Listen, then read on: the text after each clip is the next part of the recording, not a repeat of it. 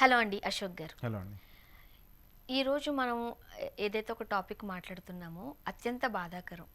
రాజకీయాలు, సెలబ్రిటీస్ ఇవన్నీ పక్కన పెట్టేస్తే ఒక మనిషి, ఒక మగవాడు సమయం సందర్భం వచ్చినప్పుడు ఒక మహిళ గురించి, ఒక అమ్మ గురించి ఇంత దారుణంగా మాట్లాడతారా? ఓకే, ఇప్పుడు తల్లిదండ్రులు మనకి ఒక వే చూపిస్తారు. రాష్ట్రాన్ని పాలించే నాయకులు, పాలకులు మంచి నేర్పించాలి.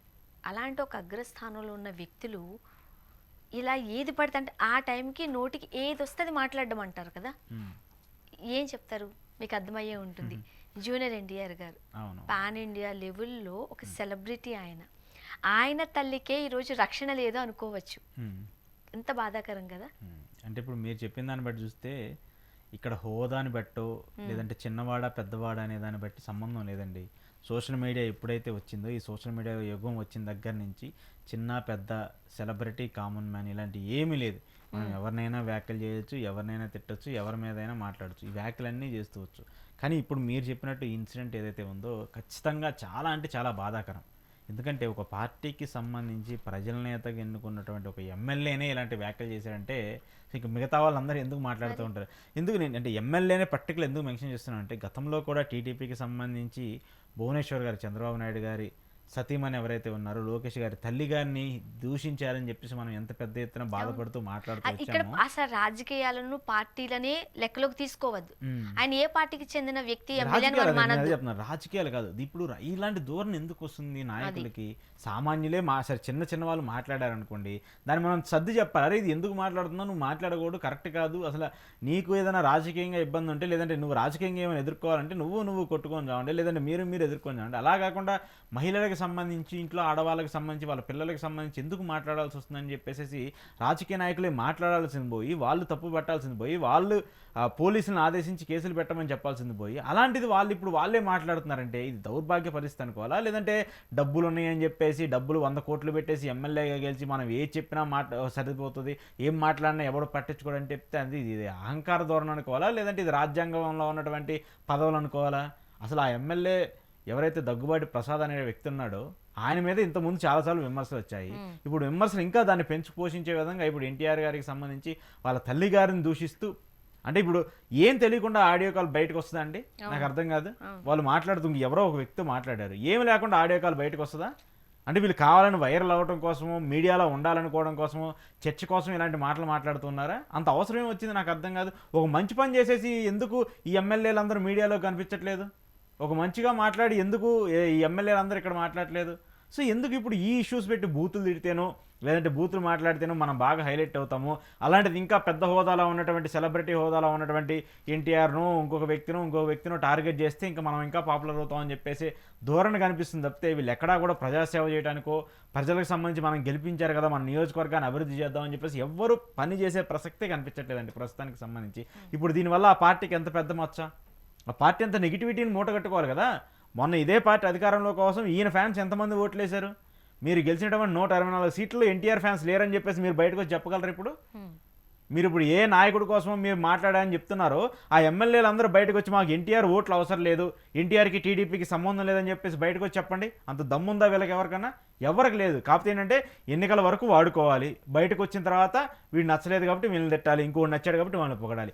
ఇదే ధోరణి తప్పితే ఏమీ కనిపించట్లేదు. అంటే రాజకీయాలకు సంబంధించో, సినిమాలకు సంబంధించో వ్యక్తిగత దూషణలు కామన్ అయిపోయాయండి ఈ రోజుల్లో. మీరు నాకు నచ్చట్లేదు అనుకో, నేను ఏది పడితే అది మాట్లాడచ్చు, గారు అని కూడా పెట్టను, నువ్వు అనే మాట్లాడతా. ఆ పరిస్థితికి మనం వచ్చేసాం దురదృష్టవశాత్తు. కానీ అమ్మలను తీసుకురావడం ఎంతవరకు తప్పు? ఆ రోజు చంద్రబాబు నాయుడు గారు కళ్ళలో నీళ్లు పెట్టుకున్నారు. అవును, భువనేశ్వర్ గారు అన్న మాటలకి మొత్తం ఎన్టీఆర్ ఫ్యామిలీ అంతా కూర్చొని మాట్లాడి మనం ఆ రోజు మీడియాకి రిలీజ్ చేసిన వీడియో చూసాం. మనం కూడా చాలా బాధపడ్డాం, వీడియోలు చేసాం.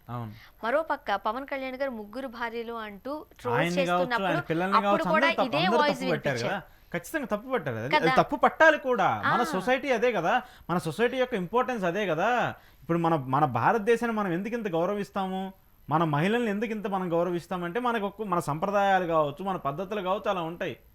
కానీ ఇక్కడ మనం వాటన్నిటినీ మర్చిపోయి నోటికొచ్చినట్టు మాట్లాడుతూ మనకు నచ్చలేదు కాబట్టి, మనకు రాజకీయంగా వ్యతిరేకం కాబట్టి ఉన్నాడని చెప్పేసి అలా మాట్లాడితే అది మంచి పద్ధతి కాదు కదా. కానీ ఇప్పుడు ఈ ఎమ్మెల్యే ఎవరైతే చేసిన తప్పు ఉందో అది ఖచ్చితంగా ఆక్షేపణ. ఇప్పటి వరకు కూడా స్టిల్ ఆ పార్టీకి సంబంధించి ఎవరు మాట్లాడలేదంటే ఇది అనేది కదా బాధాకరంగా ఉంది. కడు అది రెస్పాన్స్ విచారకరం. ఇప్పుడైనా ఒక చర్యలు తీసుకున్నట్టు, లేదంటే అతని మీద క్రమశిక్షణ సంఘానికి సంబంధించి ఇప్పుడు చర్యలు తీసుకోవాలని చెప్పేసి ఒక లెటర్ రాస్తానని చెప్పేసి ఎందుకు టీడీపీ పార్టీ స్పందించట్లేదు? అంటే టీడీపీ పార్టీ సపోర్ట్ చేస్తుందా వాళ్ళకి? అంటే ఇప్పుడు లోకేష్ గారిని పొగిడారు కాబట్టి, జూనియర్ ఎన్టీఆర్ని తిట్టారు కాబట్టి అదే పట్టించుకోవట్లేదా? కదా ఇప్పుడు అంటే అది పెద్దల కరెక్ట్ యొక్క కాదు కదా. అది పెద్దల కరెక్ట్ యొక్క కాదు. ఎవరైనా మన్ననలు సరే అది కరెక్ట్ కాదు. పొందుకోవడానికి పెద్దలు ఎవరైతే ఉంటారో వాళ్ళ మన్ననలు పొందుకోవడానికి, వాళ్ళ కనుదృష్టిలో పడడానికి, వాళ్ళ చేత శభాషణ అనిపించుకోవడానికి ఒక మహిళను, ఒక ఆడామును ఏది పడితే అది మాట్లాడతారా? అదే అంటే నేను లోకేష్ బజార్లో గారు చెప్పారు పెట్టేస్తారా? కదండి. లోకేష్ గారు చెప్పారు కదా, స్త్రీ శక్తి పథకాన్ని స్టార్ట్ చేస్తున్నప్పుడు, ఫ్రీ బస్ స్కీమ్ చేస్తున్నప్పుడు ఆయనే చెప్పాడు, ఏ తల్లికైనా, ఏ చెల్లికైనా, ఏ అక్కకైనా ఏ ఇబ్బంది వచ్చినా సరే, ఎవరు ఏమన్నా అన్నా సరే, నోటుకొచ్చినట్టు మాట్లాడినా సరే నా దగ్గర తీసుకురండి,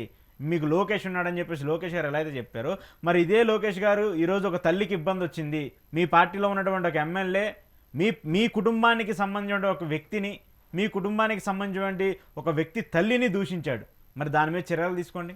అట్లీస్ట్ ఒక నోటీస్ రిలీజ్ చేసి దీని మీద టీడీపీ క్రమశిక్షణా సంఘం చర్యలు తీసుకుంటుందని చెప్పేసి ఒక నోటీస్ ఇవ్వండి. మీకు ధైర్యం ఉంటే అది చేయండి.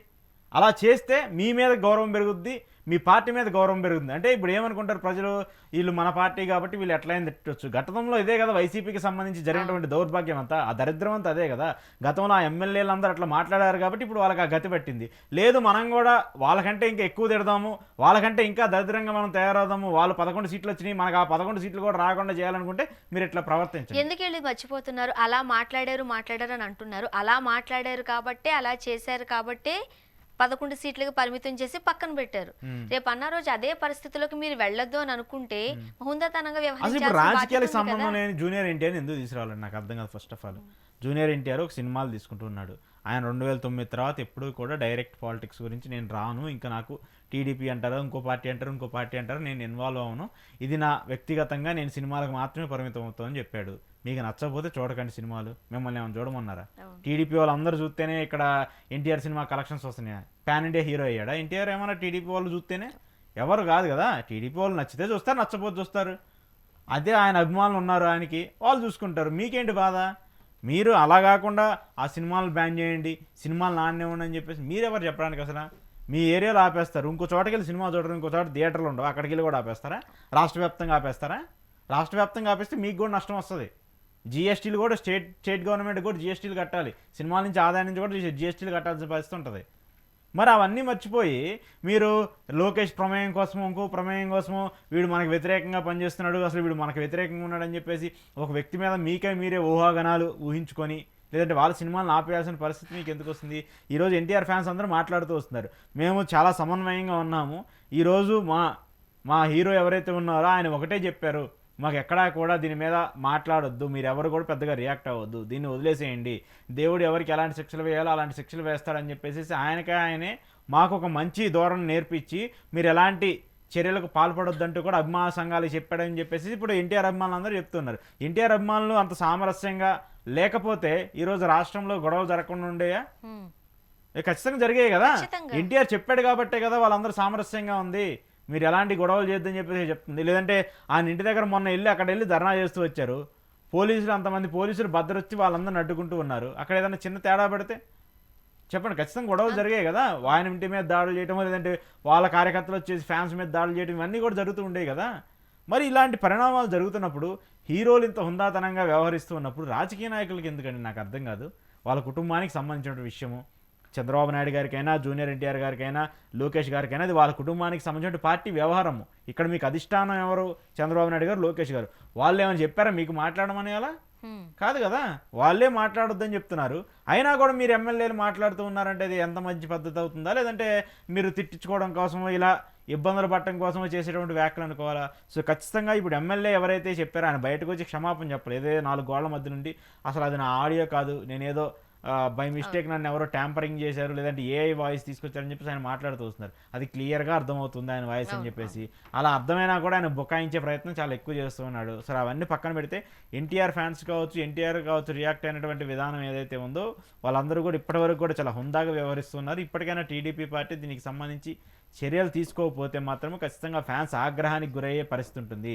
ఈ రోజు ఒకటి ఆగింది, రేపు ఇంకోటి దారికి తీసే అవకాశం ఉంటుంది. కాబట్టి ఖచ్చితంగా పార్టీ దీని మీద నిర్ణయం తీసుకోవాలి. అలాగే రాజకీయాలకు సంబంధించిన వ్యవహారాల మీద సినిమా ఇండస్ట్రీ వాళ్ళు లేదంటే సినిమా ఇండస్ట్రీ వాళ్ళు రాజకీయ వ్యవహారాలని పట్టించుకోకుండా ఉంటే బాగుంటుంది. అలా పట్టించుకుంటే మాత్రము ఇలాంటి పరిణామాలు ఎదురవుతాయి. చూద్దాం ఏం జరగబోతుందో. Thank you so much. Thank you.